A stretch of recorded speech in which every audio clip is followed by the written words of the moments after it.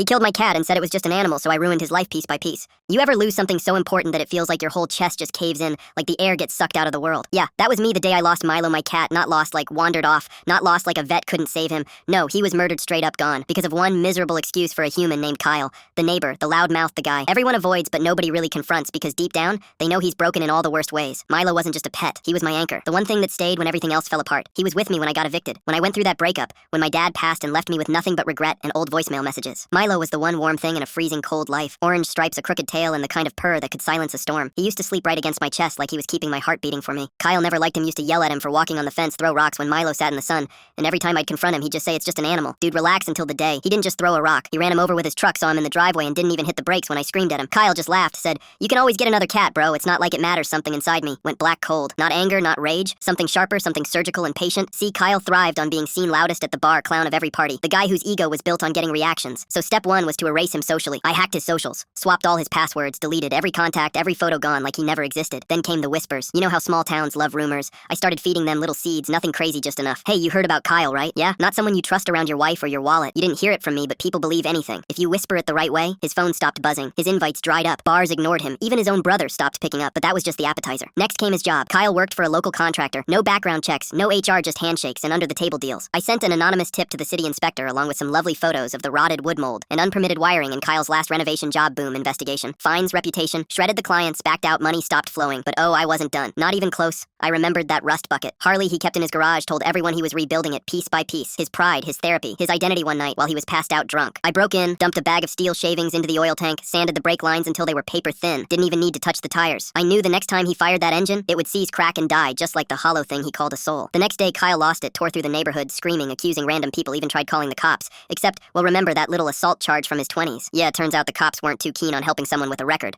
when I sent that little reminder to his landlord. Guess who suddenly had 30 days to find a new place. But the final nail, the masterpiece, was simple. See, Kyle had one last thing he cared about. His online poker account bragged all the time about how he was going to turn it into a real hustle. So I hacked it, changed his username to I Hurt Animals, and sent screenshots of his account details to every player on that platform along with a little message. You really want to gamble with someone who crushes helpless creatures for fun? The account got mass reported, banned funds, frozen, permanently gone. Kyle's now living in a cheap motel 2 towns over. No job, no friends, no bike, no money. And every time someone Googles his name, the first thing that pops up is a screenshot that says, I Hurt Animals. And every time I drive past that place, I glance over and smile. Because Milo wasn't just a cat and Kyle wasn't just a man. He was a lesson, a warning. And now he's nothing but a ghost of himself, living in a prison with no walls and no exits. Rest easy. Milo, justice was served exactly how you deserved it.